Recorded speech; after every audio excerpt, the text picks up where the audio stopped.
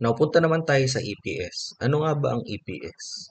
Ang EPS ay isang hierarchical based structure which represents kung paano i-organize yung project mo. Think of it as a folder. Parang folder sa computer. If meron ka multiple files and gusto mo silang i-group based on their respective category, hinihiwalay natin sila sa mga folder.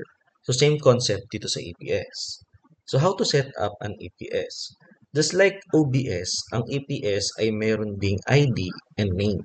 Yung ID, just like sa OBS, is a unique identifier para malaman kung anong specific EPS yung tinutukoy mo. So sa name naman, pwede mo ilagay dyan yung appropriate label para sa mga projects na ipapasok mo rito.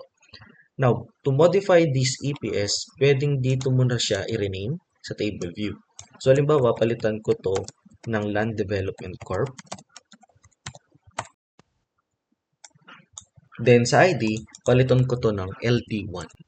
If you need to add new EPS, dapat nasa EPS window tayo. So, punta tayo sa Enterprise, then EPS. By the way, pwede nyo din dito i-edit yung mga existing EPS. So, pwede nyo palitan yung ID and name dito sa EPS window.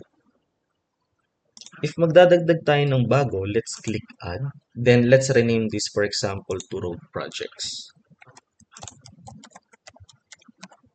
Kung mapapansin nyo, naging under siya nung unang EPS kanina. So, if we need to change that, pwede ulit natin gamitin yung mga move buttons dito. Halimbawa, gusto mo same level itong dalawang EPS, so i-move left natin siya. You can also copy and paste EPS. So, select mo lang yung EPS, then click copy and paste. Magtatanong lang yung software if gusto mo din kopyahin yung projects under that EPS. So, since wala pa naman tayong project, it doesn't matter kung anong pipiliin mo dito. So, let's rename this EPS to Bridge Projects.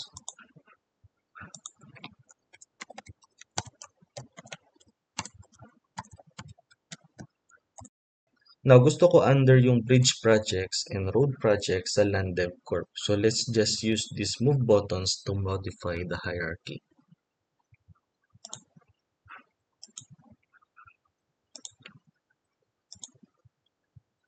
Now, if mapapansin nyo dito sa baba, meron ditong responsible manager. Kasi at least dapat may isang responsible manager na naka-assign sa EPS. Pwede natin i-click itong button na to choose a different responsible manager. If wala dito yung OBS na ginawa nyo kanina, click lang natin itong display, then filter by, and then all OBS. So, lalabas na dyan yung mga OBS na ginawa natin kanina.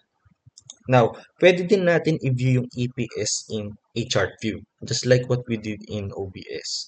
So, select lang natin yung display, then chart view. So, ito yung magiging itsura nito. Same sa OBS to. So, iba lang yung kulay, no? Pero we can also print this if you want to share it with your team. So, para i-print siya, select lang natin tong display, then print preview. Then, ito na yung magiging print preview nung chart mo. Then, pwede mo siya i-print using PDF para ma-convert mo siya into PDF. By the way, pwede nyo rin i-print yung OBS na ginawa natin kanina with the same steps. So, ibabalik ko lang muna sa table view. After natin magawa yung EPS, we can now close this window. If iba yung arrangement ng EPS dito sa table view, refresh nyo lang yung workspace. So, click lang kayo anywhere dito sa ating table view, then press F5 para ma-refresh yung view. After that, pwede natin i-edit yung mga EPS ID para tailored siya dun sa EPS name niya. So, dito, lalagay ko na lang dito LLD 1-1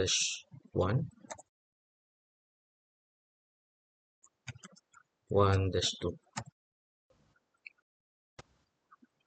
After that, we are now ready to create projects.